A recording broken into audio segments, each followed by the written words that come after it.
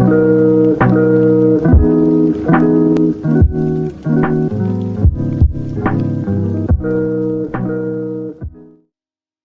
folks, how's it going? RedMaster here, and welcome back to another episode of TV Commentary. It's been close to, I think, maybe 2-3 months since we did one here on the original Cards and Castles. And I mean, I figured why not? See what people are doing, see what people are up to. It's kind of interesting, actually, because at the time of C2's release, there was sort of an influx of newer blood, newer players into the metagame cycle, and they've been kind of showing up here and there on Cards TV, and I figured why not take the opportunity to highlight maybe some of those players coming in. Of course, we've got some old veterans as well. You can see by the matches in the description. We've got some old favorites making a return, but showing off some newer talent as well, and hopefully maybe showing off more in the coming days. Obviously, I only keep these videos to 3 matches, but we could always jump back, see what people are up to, especially too, because I mean, obviously new decks are coming in. I don't think they're shaking up the meta, unfortunately. Anyway, that's still pretty stagnant, but I think it's still cool to see what people are bringing to the table, seeing what is being played, and yeah, I think that's gonna do it. Let's just hop into it, folks.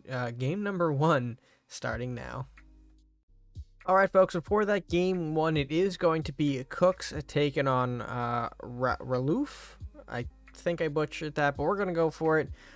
Crusader Warlock, so potentially some Last Will or some Burn stuff, things we haven't already seen before. But going up against Crusader Viking is always a nice treat to see, especially since the Crusader Vikings do tend to carry a lot of shenanigans with healing, with castle health potentially, and some bigger bodies that Burn isn't able to easily get over. So let's see, of course, what's in store as we jump in here. Okay, so it looks like we're going to be seeing more dwarf stuff from the Viking player here. Although starting off, turn 1 Lumberjack. Love to see it here. Going for the Dwarven Miner in response. That will, of course, get easily cleaned up by the Miner. However, position-wise, does put the Dwarven Miner weak to something, like a Salahar Rider.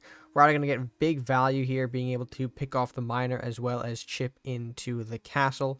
And to put more pressure on throwing down another Lumberjack. However, Paladin should be a nice way to clean this up. You do get the kill on the Lumberjack, and the nice little healing there should repair some damage from the Rider, as well as keeping that Paladin pretty healthy. Fetching a blue Firebolt, though, in response. Okay, seems a little excessive here, considering that there are some bigger fish potentially coming out of this deck that, you may want to keep that bolt for. But regardless, we're going to see a Grudge Bearer now in response.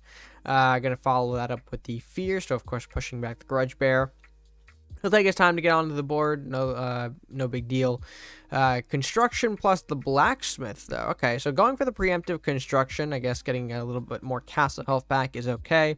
And, of course, the Blacksmith to get us global established. The Blacksmith really is going to pair well with that quest for the Holy Grail we see in the hand here. However, Church is going to be the play for now. We don't have enough gold for quests, so instead, just going to go for the Church here. And a little aggressive with the Grudge Bear on top of that, which I'm not sure I agree with, per se. I understand that you do want to start pushing your big threats, but Into the Tarius is a little questionable, especially going up against these colors and having the burn potential, that Warlock has. Unfortunately, we didn't see a Warlock burn. We didn't see a very lucky Headless Horseman. I think it wouldn't have mattered, though, if the damage landed anywhere else.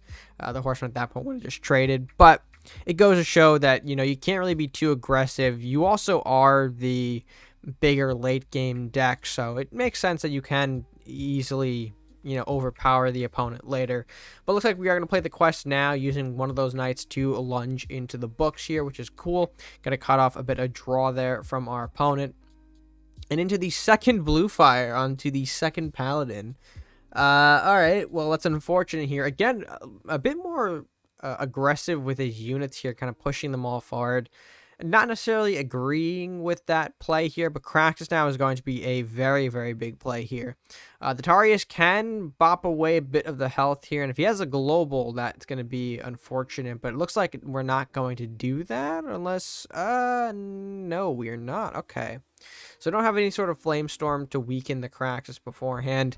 Now, we are using Pulverize here, which again, interesting choice, but unfortunately, I don't think that's the right play here, especially considering that he's probably going to, at this point, follow up with a Kraxus to face.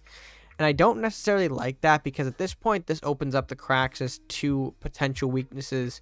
You know, easily, could have a big unit in the hand here, a Kraxus of his own, or something of that nature. And throwing out the Kraxus right head-on into that means that you're not going to be getting the draw value from Kraxus. So this hand here that's hurting on one card is going to stay like that most likely. But we'll see what Kooks does here in response. He has a lot of units, kind of clean up the Kraxus, but yeah, there's the Frog Prince. So that big unit that I was talking about that's going to be able to trade with the Kraxus and pretty much negate any sort of draw value that Kraxus could bring to Ralluph here, Ralluph.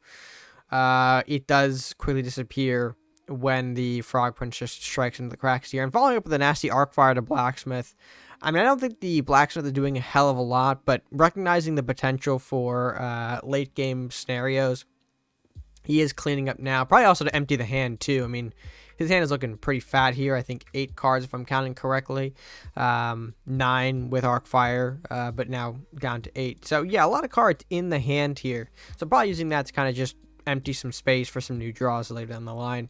We did see a lot of draw out of this deck. And what's more frightening is that the longer the Taurus actually has been staying out here, he's been getting some more and more resources, which, as the, Crusader Warlock player here, potentially a burn deck, potentially the last, well, probably more towards burn, honestly, with things like Arcfire and Bolt being used so leniently. Being able to give them resources is not an ideal position for you. You do need to hit that, but given the matchup that we have here, maybe we just didn't see our answers, but we haven't been able to really clean up Taurus, allowing our opponent to just get a lot of additional cards off of that Taurus it's not very good. But for now, we'll see Miner get played, Dino Rider going ahead and taking a backseat as well. Kooks, though, recognizing a bit of weakness in his opponent right now, will fear down the Miner, which is a great way to pop the Rider as well as kill with the Taurus as well. And this puts our friend here in a very dangerous situation. Yeah, for another Frog Prince, a Priest. I mean, he has a Church, but that's not really doing a hell of a lot. The heal could provide a cool draw, but yeah, there's so much damage coming in. It's unreal. Looks like we don't have a global, or else we would have probably seen the Shaman be used to pop the Dwarven Miner there. Oh, and he gets the Kraxus of his own out. Discounted from Taurus Files. He's had that for a while. But, yeah, this is the big crackback now that Ralluph is facing. Unfortunately, he kind of overcommitted. And the loss of Kraxus before is really coming back to bite him here. He doesn't have the resources to keep up with what his opponent's doing. And, oh, okay. We're just going to go for a spawn block here. And this pretty much locks Ralluph out of the rest of the game here. Even if he draws a unit, unless it's Arbiter or something, he can't really get anything spawned because spawn block. It's a gross way to go out here. But that does mean Kooks does walk away with the win. Unfortunately, the more meta strategy did prevail here. But, I mean, what are you going to do in this scenario? Dwarves are very frail as a archetype here. They have so many cards that rely on each other to benefit, to get their benefits, excuse me. And a burn matchup like this, when one thing goes, the whole thing can kind of just crumble all around you. So, and I think he was a bit too aggressive, but like I said before, I think we already know that. But regardless, a good matchup here and a good way to start off our TV commentary. So let's go ahead and get into our next matchup, though, and see what happens in game number 2. All right, folks, and game number 2, I just make sure it wasn't going here. It's going to be Atlas taking on Striker. Striker, unfortunately, coming off of a loss here, it seems, from the previous matchup. But let's see how he does against Atlas here. Atlas rocking the Warlock Pirate. Striker, meanwhile, on the Viking Pirates. Let's see if Vikings can make a run back here and claim a victory. As opening up, looks like with the Salahar Rider. Not bad. Of course, turn 1 play is always very nice here. Atlas, in response, going to coin out into the Hovel. All right, that's a fair response to the Rider. The Rat could be able to make a clean trade. What? So we think. There's the Battle Ready. So Battle Ready landing on the Rider Rat taking a big 4 to the face. Atlas does unfortunately though have the imp, so imp not getting the burn, it is enough to clean up the rider with that 3 HP. So a nice save for him before that rider could do any more damage here. Striker opting to pass. Nothing worth mugging, and freezing pillar would be a waste. So obviously fine with just doing nothing, passing it back. Does draw the Barbarian for turn, which looks like it is going to be the play for turn 4. We could have easily mugging to the Wind Mage, but I think he's holding that treasure for a bit more of an opportune time. In the meantime, though, Darkbender from Atlas here. That is probably going to be met with Freezing Pillar, I'd have to imagine here. Unless we are going to go into the mugging. Mugging going to coin us into the execution for turn 6 to pop that Darkbender. So regardless of if Atlas takes rid of this Freezing Pillar and blocks, we do have a response for the Bender, which is fine. Of course, obviously, there are some maybe more dangerous things that could be lurking, but it's good to get a big tower range unit off the board here, and there is the execution, popped to the Bender. And actually, enough gold to coin into the Yarm for the following turn here. 7 plus the 2 is 9, so we could see some potential value out of the Yarm Giant, but looks like we are going to see some Rats and Lumberjack trading happen with the Barb. That is fine. And then, of course, okay, while not completely giving the chain value here, it does create more value. It's not complete value, but it is, you're going to clean up a lot of the offense here. So the Maddie, the Rats, the Banshee, all getting popped here by the Yarm Giant. Yarm looking to be a big threat. Well, okay, was looking to be a big threat. There is the Murder. That is going to clean him up here. Unfortunately, he just got taken under that 5 health mark. Okay, Tunnel Escape in response here. You don't really see Tunnel Escape often, so I gotta wonder if this is another dwarf deck, maybe focused more on the freeze and chain than the last one was, but okay, Tunnel Escape hitting the field here. Headless Horseman gonna trigger the avalanche here.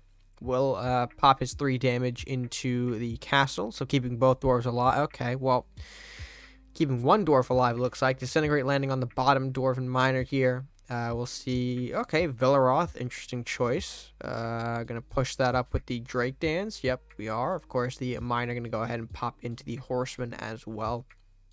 It's not bad, although I don't think the miner's long for this world. Yeah, there's a Mordok.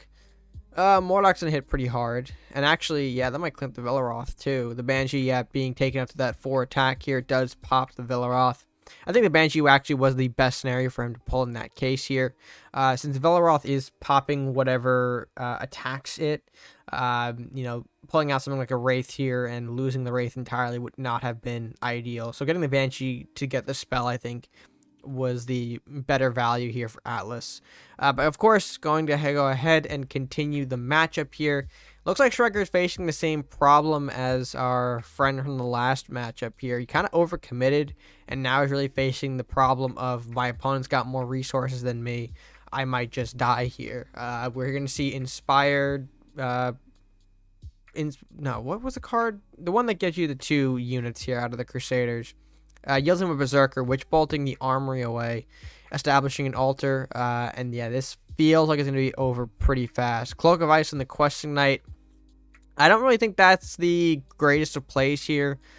I get that you kind of want to stop the Mordok here, but knowing that this deck is a Warlock deck and you've seen a couple burn cards already, I don't think this Questing Knight is able to make it back around again to freeze and then train to the Mordok here. I think this is a scenario where you have to bite the bullet and trade into the Mordok to prevent more value from coming out from it later.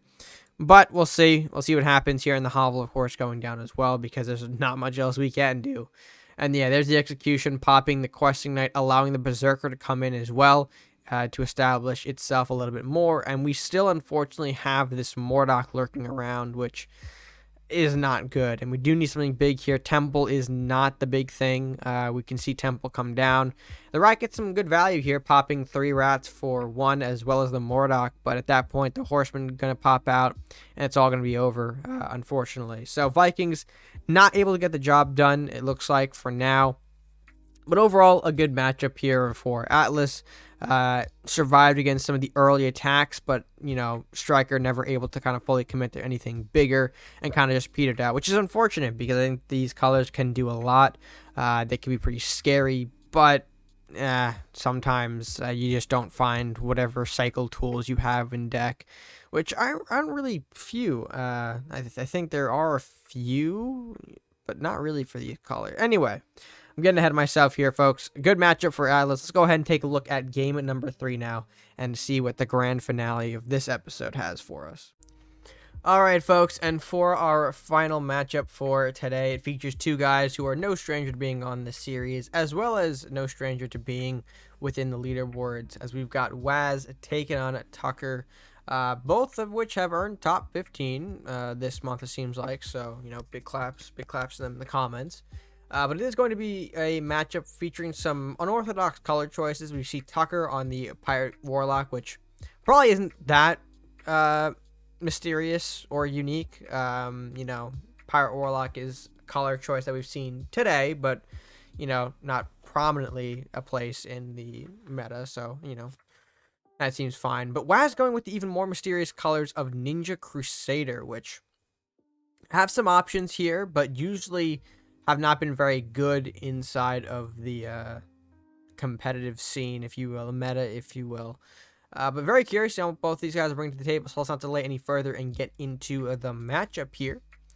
As we're going to see Tucker open things up. Okay, with 2 gold. Lovely. That's not good or correct, but sure.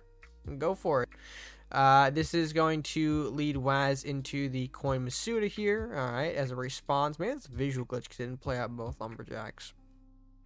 Regardless, Masuda going to come in and provide a ramp-esque effect to Wazz, so that is fine. They did waste the metal there. Elvis Thief, though, is annoying to deal with turn 2, and despite the wizard coming out this early, it's not going to matter. We do see the bolt over in Tucker's hand, so this is going to fetch the blue fire out of him. Yep, there it is, and boom, there goes the wizard. Unfortunate, but of course, this leads the Elvis Thief to not go into face, okay, goes into the Masuda, which I thought was an interesting choice.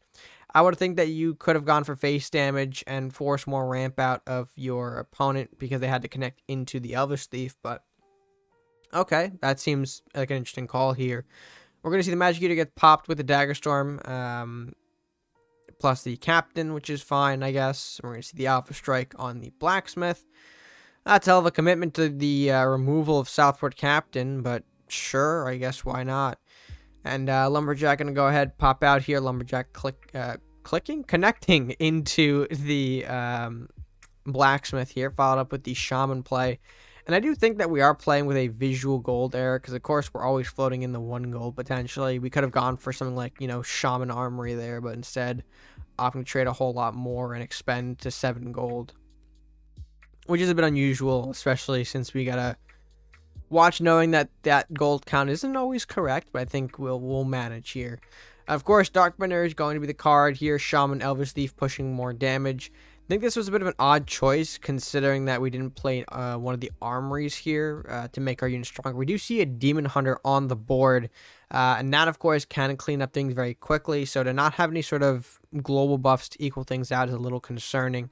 But looks like we might see that here. We're going to see, yep, 1 armory and then both armories. Okay, so we do follow up with the dual armories here for turn. Seems pretty good here. Shaman can connect again for 4. Notice how he moved it into a more vulnerable position, so that way the Demon Hunter forced to move up into the Darkbender's position, or range, if you will. So we'll see if he's able to pull that off and get rid of the Demon Hunter because of that. Ooh, especially with Inner Life coming into the hand.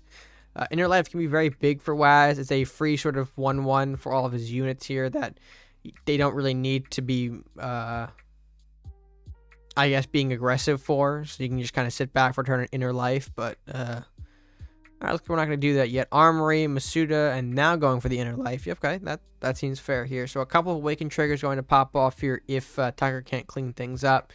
Dual Blacksmith, though, is not... Yeah, I would have figured that could have been a move, but... Okay, looks like we're not. I'm surprised we didn't go dual Blacksmith here. Okay, because maybe we want to establish the Matty. But now this is a bit of a weird scenario. All of the units are not going to gain that +1/+1. And I think this will be more than enough to actually kill off the Darkbender as well. Yeah, Demon Hunter moves in, kills the Matty. Pops into the Darkbender. Yep, with the Frog Prince. Disintegrates the Mage Apprentice as well. That's a bit brutal. And Flying Books as well. Just going to recur some more resources back into his hand. All right, Dragon's Fire is pretty nice here, but looks like we're not going to play it out, unfortunately. Looks like Wazz will walk away with this game. A little disappointed that Tucker didn't play it out further, but honestly, there's such a big potential misplay in just lining everything up and not being able to at least pop some of the bigger threats here, like the Frog Prince. I think he might have been able to, unless I just wasn't not reading the card correctly or noticed that he had one off. I don't know. Let me kind of rewind back to that specific part here. We could have done. So we got the Frog Prince. We've got the Arcanon 6 health. We duel. Yeah, I mean, we could have easily just popped into the Frog Prince with the Arcanon. I think maybe in his mind that he was worried because of the resolve on Frog Prince. That way we wouldn't be triggering our lifesteal to gain back the health for Arcanon. I guess Arcanon a big part of his plan here. I don't know. It kind of doesn't seem worth it though when you have a Dark Bender and being able to clean it up, but not being able to, and it swinging back in such a devastating way that it pretty much ends the game on the spot. I mean, I think Tucker could have probably kept going, but yeah, at that point, you'd play Dragon's Fire. It kills only the Frog Prince. You can't really pop the Demon Hunter. The book stays alive. The Wizard is sitting back there. I think he kind of knew the writing on the wall at that point, but didn't want to play it out just for, I guess, time's sake, maybe. Regardless, a bit of a big way to end this episode off. Congrats to Wazz for taking the Ninja Crusaders to victory. Probably some first strike, shenanigans there. But overall, an enjoyable matchup for sure. But with that being said, folks, that of course finishes off our matches for today. Let's go ahead and end this video off properly.